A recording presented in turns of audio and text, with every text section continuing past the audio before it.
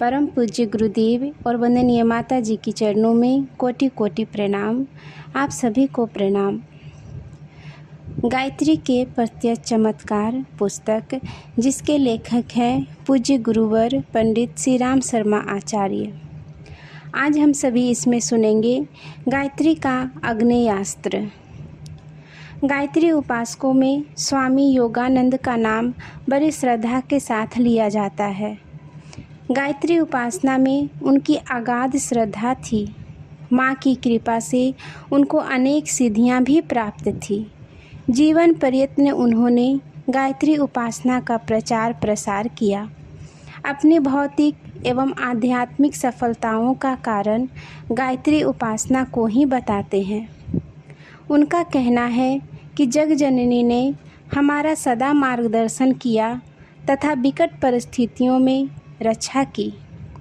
प्रस्तुत है उन्हीं के शब्दों में जीवन की रोमांचक घटना, जिसमें गायत्री महामंत्र का चमत्कार दिखाई पड़ा। परम तत्व की जिज्ञासा और आत्म साक्षात्कार की अभिलाषा से प्रेरित होकर मैंने भोग का मार्ग छोड़ा और त्याग को अपनाया। संन्यास लेकर साधना मार्ग और गायत्री महामंत्र की शोध में अनेक तीर्थ क्षेत्रों में घूमता रहा। हिमालय प्रदेश को भी मैंने छान मारा और कितने ही महात्माओं की लंगोटी धोई, फिर भी परम शांति नहीं मिली। जिसने जो बताया वह सब किया। अनेक प्रकार की साधनाएं, अभ्यास, जप, प्राणायाम, पाठ आदि करता रहा, किंतु किसी भी तरह से आत्मा में प्रकाश के दर्शन नहीं हुए। यही भ्रमण करते करते एक यात्री से भेंट हुई। उसके द्वारा भी अखंड ज्योति पत्रिका एवं गायत्री साहित्य की प्रशंसा सुनी। वे किताबें भी अनायास मिल गई। मैंने सब पढ़ी। पढ़ते पढ़ते ऐसा प्रत्यक्ष अनुभव होता था कि वे पुस्तकें किसी अनुभवी साधक द्वारा लिखी गई है। मेरी आत्मा ने पुस्तकें को ही गुरु मान लिया और बताए हुए विधि विधान के अनुसार गायत्री उपासना आरंभ कर दी। साधना की पहली अनुभूति यह हुई कि मुझे बार बार परेशान करने वाले मेरे मन में छिपी हुई चिर संचित वासनाएं और दुर्भावनाएं दूर हो गई। दिन प्रतिदिन चित्त में शांति, अस्थिरता और सात्विकता बढ़ने लगी। मेरा शरीर जो अधिकांश अस्वस्थ रहता था, बिना किसी औषधि के अपने आप स्वस्थ हो गया। मुझे ऐसे लगता कि गायत्री माता मेरी रक्षा करने के लिए सदा उपस्थित रहती हैं और मेरे अंदर कोई दैवी शक्ति बढ़ रही है। एक बार बहुत ही आश्चर्यजनक अनुभव मुझे हुआ। भ्रमण करते करते एक बार बेहरा नामक गांव में पहुंचा।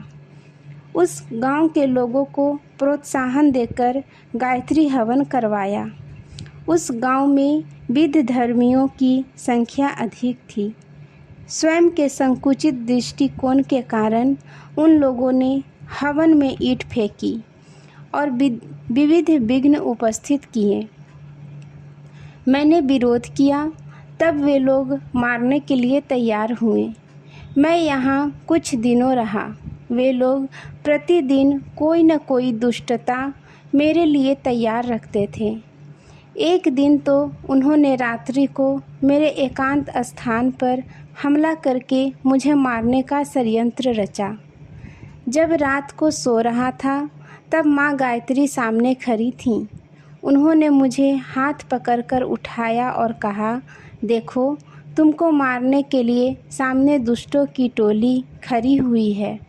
मैं खड़ा हुआ और देखा तो थोड़ी ही दूर पर कुछ लोग हथियारों से सुसज्जित होकर मुझे मारने के लिए आ रहे हैं। अब मैं क्या करता? मैंने गायत्री मंत्र का आग्नेयास्त्र प्रयोग किया। मैंने उस विद्या का अभ्यास तो किया था, किंतु उसका प्रयोग तो पहली बार ही कर रहा था। उन अतातातियों पर मैंने मंत्र का प्रहार किया। इससे उसके शरीर जलने लगे और वे चिल्लाते हुए गांव की ओर भागने लगे। उनकी चिल्लाहट से लोग जाग गए। वे लोग कह रहे थे, हम जल रहे हैं, हमारे प्राण बचाओ। उनके कथन पर किसी को विश्वास नहीं हो रहा था, क्योंकि वहाँ आग कहीं नहीं दिखाई दे रही थी। लोगों ने इसे उनका पागलपन समझा। चिल्लाने वाले को पकड़ा तो सचमुच ऐसा लगा मानो आग को स्पर्श किया हो। जो पकड़ने के लिए आगे बढ़े थे, दूर हट गए। यह एक आश्चर्यजनक घटना थी। पूरा ही गांव एकत्रित हो गया। पूछताछ करने पर आक्रांताओं ने बताया कि हम स्वामी जी को मारने गए थे। वहाँ से वह पीड़ा होने लगी है। सब लोग मेरे पास आए। मैंने शांति पाठ किया, तब उनके शरीर का दावानल शांत हुआ। मेरी इस चमत्कारी शक्ति की विज्ञप्ति हुई और लोग मेरे पास लाभ उठाने के लिए भेंट सौगात लेकर आने लगे। यह सोचकर कि यह सब मेरी साधना में विघ्न उपस्थित करेंगे, मैं वहाँ से दूसरे ही दिन चल दिया।